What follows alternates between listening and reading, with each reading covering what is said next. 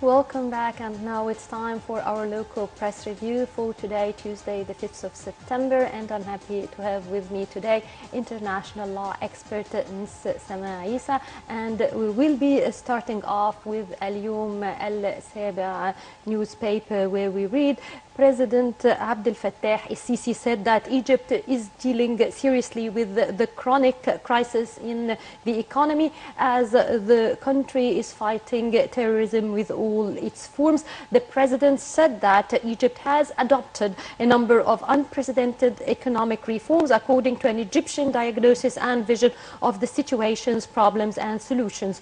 During his speech before a special session organized by the Breakfst Business Forum on Egypt, President Sisi said that Egypt is following a national plan representing Egypt's strategy until 2030, guided by the 2030 Development Agenda and Africa's Agenda 2063, but according to the national objectives and priorities. The president said that this resulted in an improvement in the overall performance of the Egyptian economy to grow about 4.3% in July 2017. President Sisi said that the volume of the foreign exchange reserves reached 36 billion US dollars, adding that the government is still trying to control inflation rates and reduce them to a single figure while working to reduce the budget deficit to less than 10% of gross domestic product. Actually, Ms. Sama, how do you see the speech of the president during the BRICS and the significance and importance of inviting Egypt to such an important summit? Of course, there is a great significance behind our invitation to be in the summit. It also highlights that we're the biggest country after South Africa when it comes to economy and the position in Egypt within the 10 countries. But if we examine first the aim from the summit itself, they're trying to create a balance of power as something to come back and balance the power of a hegemonic country like the United States. So in terms of population and also economy. And Egypt being invited, it also highlights the fact that Egypt is a key player within the Middle East arena. And as you have mentioned in the news you were reading earlier, the point that President Sisi highlighted is very beneficial for Egypt. He highlighted that the new investment law and the reforms economically that Egypt has been undergoing through the previous period, all of this is going to attract foreign investors, which we really need at the moment. Also he highlighted the safety and security and terrorism and how we were fighting it. Yes, indeed. Actually, the BRICS is all what's dominating the news in Egypt, where from اليوم السابع we continue reading. President Abdel Fattah el-Sisi met with Russian President Vladimir Putin on the sidelines of the BRICS summit, which is hosted by the Chinese city of the city of Xiamen. During the meeting, the Russian president stressed that his country's keenness to develop the close relations with Egypt in all fields, especially the economic relations. Putin praised the increase in trade exchange between the two countries by 14%, as well as the continuous communication between the two sides to push and develop relations. The Russian president also hailed the existing coordination between Egypt and Russia on a number of regional and international issues of common concern, praising Egypt's positive role in the conflicts in the Middle East and its keenness to reach political solutions to those conflicts. For his part, President Sisi stressed Egypt's keenness to strengthen the important relations that bind the two countries and develop aspects of joint cooperation in various fields. Actually, although this meeting is on the sidelines of the BRICS, but it's still one of the most important meetings, not just because Russia is one of the main 5 BRICS countries, but also because of the amount of cooperation between Egypt and Russia. So how do you see this particular meeting in light of the cooperation between Egypt and Russia? Well, there's a sense of a conflict within this meeting because if we're obviously in very good ties with Russia and we're always playing on the same side and the Russia's interests in Russia, even in political alliances, we're always backing Russia's up. However, when it comes to the tourism, it's still they're not allowing their citizens to visit Egypt, even though all the precaution and the security measures they asked for has been fulfilled. And even just yesterday, they were here to examine and they said everything is according to standard and it's safe enough to allow or give the green card for their citizen to come to Egypt for touristic needs any longer, but however, still it's pending. So I'm trying to think of reasons. Maybe it's political pressure, but what is to pressure us for? We're staying by their side in all the sides and the battles that Russia is fighting for. At the same time, there's the atomic project that we're aiming to have with Russia. So if there is a correlation, I don't see any. However, there's a huge question mark for the terrorism ban that Russia haven't yet called or gave a green card for. Yes, indeed. But hopefully, I think that that would be resolved because the Minister of Tourism announced that he will be conveying a message of Egypt's safety to President Putin during the BRICS summit. So hopefully, maybe following the BRICS, things will be different and we'll find a new announcement. Hopefully, we take it from there. Yes, indeed. And we'll move to Nile News, where we read that President Abdel Fattah el-Sisi held a telephone call with the squash stars Noor al-Sherbini and Rami Ashour to congratulate them on winning the China Open Championship, which was held in Shanghai, China. The president expressed his happiness with their outstanding achievement and their high performance. President el-Sisi pointed out that they represent an honorable model for the Egyptian youth who seek to raise the name of his country high in various international tournaments and forums. Well, actually, that's an interesting light news. And here that would lead us to the idea of youth accomplishments. And especially that during the African Union Summit, the main theme was making use of the youth in terms of the demographic distance. So how can we benefit from our youth, not just in sports, but also in the various fields to promote Egypt and raise the economy and increase the industry? Yeah, like as you said exactly, it's a light news, but also acknowledges how when President Sisi acknowledge and encourage and motivate the youth, they see that there is actually something to look forward for, that their effort, all the things that they're trying to accomplish are not going to go waste. They're going to be appreciated and recognized even by the president of the country.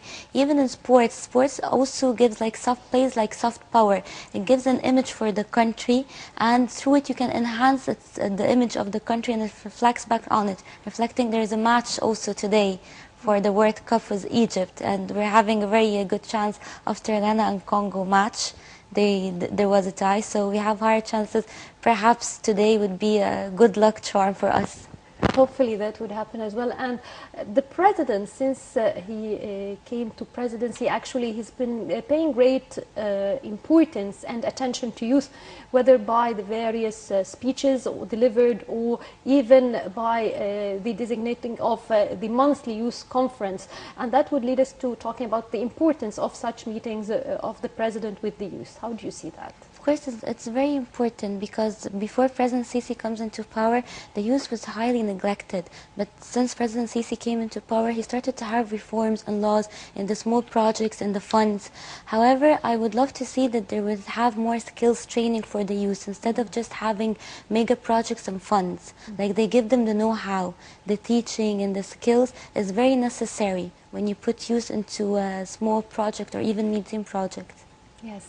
And returning again once more to the BRICS, where from Al-Yom Al-Sabi'a we read that the leaders of the BRICS group discussed on Monday the world security issues on the sidelines of the BRICS summit in the Chinese city of Xiamen. In a statement, the leaders of Brazil, Russia, India, China and South Africa called for a permanent and inclusive political process for the Syrian crisis. They stressed that the only solution for the Syrian crisis is an inclusive political process initiated and guided by the Syrian people themselves to guarantee the sovereignty, independence and territorial integrity of Syria. The statement also noted the urgent need for a solution to the Palestinian-Israeli conflict in order to achieve peace and stability in the Middle East. The leaders of the BRICS group expressed readiness to increase their contribution to achieve a just and lasting solution to the conflict in the Middle East and to support international efforts to ensure peace and stability in the region. Actually, one of the themes of this year, the BRICS, the 9th summit, is to be able to enforce or to be able to enable the BRICS countries to do more, and whether on the economic or the political sides and arenas. So how do you see the statements and what can we do? Because in every summit, and every political gathering and international gathering, these two issues, the issue of Syria, the issue of Palestine and Israel, and even the Libyan crisis, they are all discussed. And then following the summit, more or less very, very, very minute progress takes place. So how do you see that, and what's really needed to be done? First of all, precisely as you mentioned, like now they're talking not just economy, now they're talking politics. And this is a good sign. Like they've discussed the issues of the coexistence of Israel and Palestine, Syria, and all those matter. But however, this is like what can be done effectively is, for instance, to create something like the Security Council within the UN. We have hegemonic, very powerful countries gathered together, and they're on the same page discussing political crisis, issues of sovereignty and international integrity. So maybe together they can create something, for instance, like the Security Council. But the problem of the ineffectiveness of the Security Council is because of this naming and shaming. If I keep naming and shaming and criticizing and showing concern, nothing effective is going to happen. There is no consequences. However, they are hegemonic country. Perhaps together they can create sanctions and they can have penalties and punishment upon those countries. Then we can see a behavior change. For instance, economic sanctions cause a very effective pressure on countries. Then we can see results, so we have a card to play with. So this can be a very good idea if it's been manifested in reality. Well, we hope that that would happen, and we will be moving to another piece of news where from Al Wafd newspaper we read Prime Minister Sharif Ismail follows up a number of important files on Tuesday. The Prime Minister is expected to meet with the Minister of Social Solidarity, Dr. Ghada Wali, to follow up the process of pensions disbursement in all governorates. The Prime Minister will also meet Minister of Transportation, Dr. Hisham Arafat, to follow up the work in railways sector and the ongoing development process, as well as the services provided to citizens in this sector. The Prime Minister will also meet Minister of Supply, Dr. Ali Al Masalhi, to follow up on providing main commodities in all governorates, as well as controlling prices. Actually, this goes and coincides with what the President was saying in his speech at the Breakfst summit, where he was talking about trying to relieve the pressure of the average Egyptian citizen and to overcome inflation and, of course, the developments in the infrastructure of Egypt. So how do you see these meetings, and which is the most crucial that we really need to start with out of these? One of the most personally, my personal opinion, Yes. the two files that have been discussed in the news the Prime Minister is looking at is the transportation and the commodities. Also reflecting back upon the events of what happened on the train in the incident, the transportation. And recently there have been talks that China is going to collaborate with Egypt, bringing the train station. However, if you examine something that is very crucial, the train station ticket is the only transportation price that has not been raised at all. It is the cheapest means of transportation among Egypt. So perhaps that's the reason, because the ticket is insanely cheap. That's why the quality and the service is getting in return is poor in quality and that risky. Perhaps if they increase the price of the ticket, and the citizen won't be upset because they can see the effect instantly in front of them in the service they use. They will not be really as bothered as some would assume, because you're investing in something, you're using it daily, and I think the price of the ticket, if it's been increased, the quality and the service can be rather enhanced. So this is one point, and the second point comes to the commodities, which is inevitable, the raise of the price of the commodities, and this is where the citizens get frustrated and people start to rebel and get upset, and it causes a lot of repercussions afterwards. So maybe they start to think of out-of-box solution, for instance, the import and the export.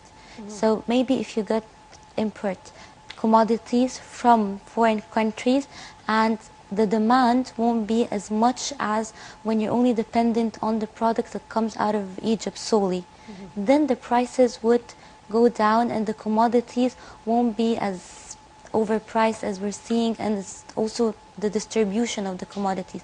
One place it's something and the other place the price is different. I think that we also need laws to regulate the prices, because as you've mentioned, the merchants, each merchant is putting a totally different price to the same product.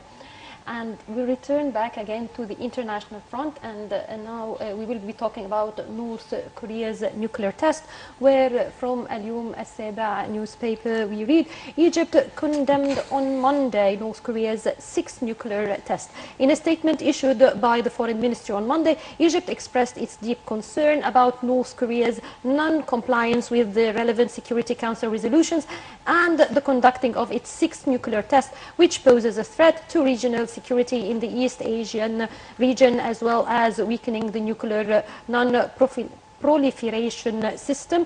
Egypt called for the necessity of complying with the resolutions of the Security Council and the principles of international law of the peaceful settlement of international disputes. Egypt also expressed its deep concern about the continued escalation on the Korean Peninsula, which increases tensions, arms race and instability in the region. On Sunday, North Korea said it successfully conducted a test of a hydrogen bomb, the country's sixth nuclear test. The explosion created a magnitude of 6.3 tremor, making it the most powerful weapon that have ever been tested in the area. Now, how do you read that piece of news? Of course, it's an important news to not just the Asian region, but to the world, because there are other countries that have weapons that could be tested if this was allowed to pass freely. How do you see that, and what should we do? Of course, it's a catastrophe. Nuclear weapon testing in the time that we are now, it's a catastrophe when it comes to North Korea. But I would like highly disappointed in the way that the US government is handling the situation. What Trump is doing by, instead of addressing, the more they put sanctions or pensions on North Korea, the more they escalate what's happening. Because if you look at the big scene, what's happening now is deterrence. What Korea is trying to do with the US. So for instance, Trump's resolution is always pressuring their neighboring countries. Like, we will punish any country that is going to collaborate with North Korea. And they always pressure China to control North Korea. It's not their business. Trump is still stuck in the mentality of the businessman and the partnership. This is the word of politics, it's not the word of business. That's why I think how the US and the government is handling it is completely out of logic. They need to find different solution to handle the situation instead of pressuring neighboring countries and other countries to fight their battle. This is not the way it's going to be done. And like it has been said earlier, the only way to be done is through diplomatic and peaceful means, through negotiation. But pressure only escalates the situation further. Well, actually, that's it for our local and international news, but still more with the hot weather, where meteorologists predict warm weather on the northern coasts, but weather on the Delta and Cairo to the north of Upper Egypt, and very hot weather on the south of Upper Egypt during daytime, but it will be moderate at night. The temperature in Cairo is expected to be between 24 degrees and 36. Mist is expected to affect the visibility north of the country in the morning, as low and medium level clouds are expected on the northern coast. Moderate wind will be mostly northwestern and will be active on the north of Upper Egypt, the Red Sea and the Gulf of Suez, possibly affecting maritime navigation there. Waves in the Mediterranean Sea are expected to average between 1.5 and 2 meters high, while waves in the Red Sea are expected to average between 2 and 2.5 meters high, with northwestern surface wind on both seas. Well, and before we wrap up the local press review, I'd like to thank you very much, international law expert Ms. Eissa, for your comments. Thank you very much. Thank you for having me. Well, and that brings us to the end of our local press review, but stay tuned for more coming up on Nile TV International.